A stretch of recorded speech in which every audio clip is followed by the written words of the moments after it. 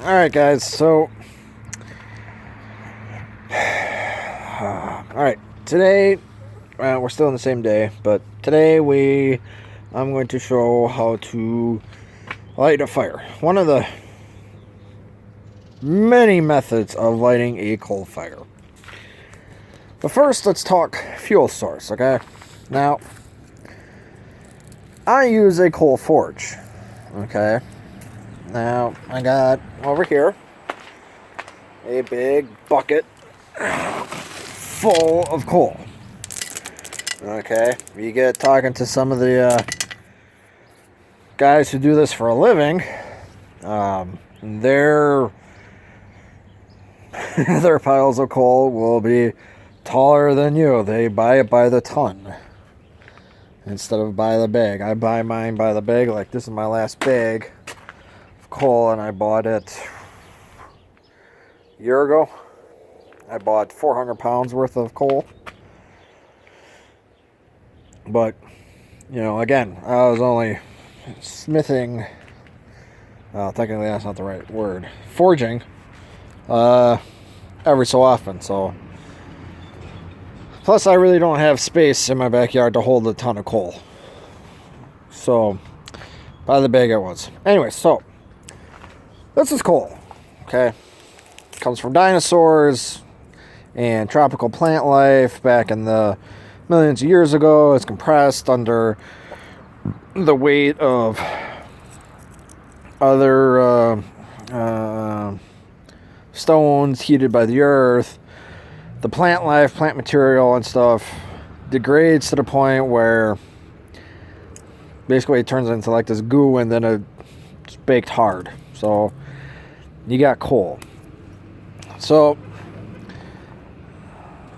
there are two common types of coal that blacksmiths will use, and that is bituminous and anthracite coal.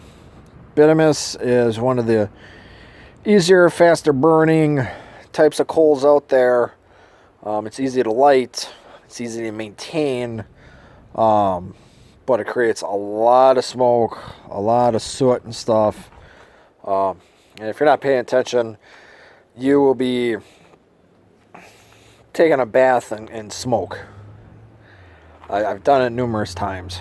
Like, it'll get so bad where you can just see the houses across the street from where I am. If I'm not really paying attention, the coal smoke will get so thick and heavy that you won't even see the street, the houses across the street. I'm lucky sometimes to even see my green trees, my evergreen trees form in my backyard there. But it's cheap, it's plentiful, it's easy to work with. A lot of people use it. Another one is anthracite. It's like bituminous because it's coal, but it's a harder coal. It's harder to light, it's a little harder to maintain. But its great property is that it heats up. It produces a lot of heat because the amount of coal is really dense. When you get that fire going, oh my God, you got to step back when it's really cooking and going. And you can really burn yourself with that stuff. I mean, you can burn yourself with this, but the anthracite stuff I've played with, and that is, you can, if you're not paying attention, you can burn stuff. Okay, so other people will use other fuel sources, like they will take wood and toss that in there, burn that down. That is a great alternative. People starting out will use charcoal because, charcoal, coal, yeah, it kind of makes sense, but it burns through really fast and it leaves a lot of ash. But if you're a person on a budget, you're budget conscious, and you really don't know where to go and stuff, using charcoal isn't a bad option at first. Same thing with the wood. There are people out there that will make their own coal or charcoal. They'll char their wood and then toss that on and make it burn a little bit longer. All very good options. And then, of course, you got those that use propane to forge with. And I don't have a propane forge, but basically, if you're unfamiliar with it, it basically, quick little setup. Basically, think of like a large rectangular box with like 1 or 2 or maybe even 3. There, yep, 3. Yep, I can do it. I got a problem with my thumb sometimes. 3 pipes going into the top of the tube. Into the top of the box, and the gas is fed through these 3. Produces a lot of heat.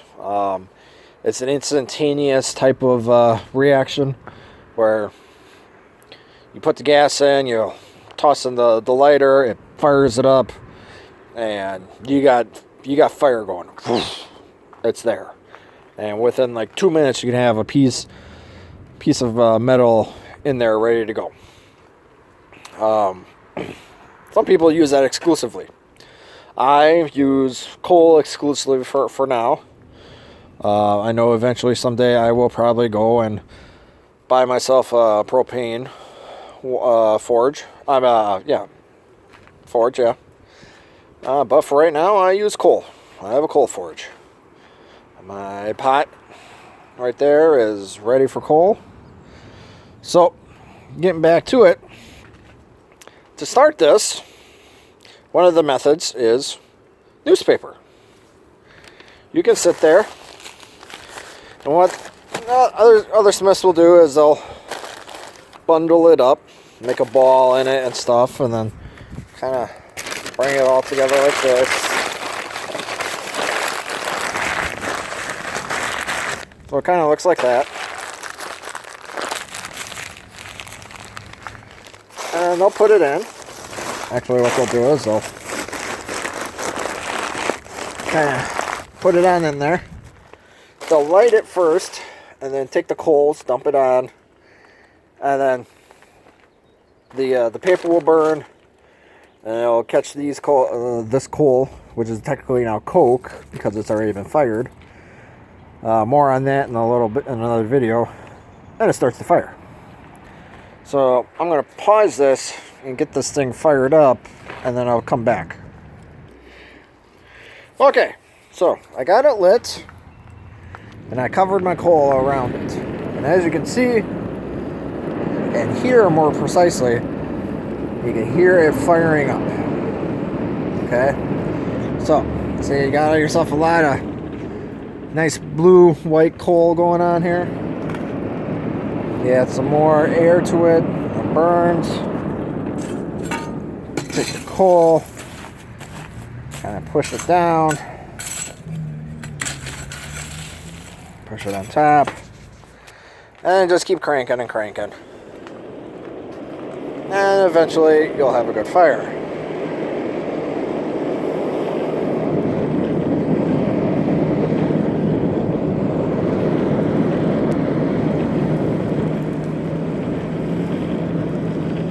I'm just turning at a even, steady pace, and the smoke's getting in my face. At least it doesn't smell bad. This paper right now mostly burning, but your coal will get there. See?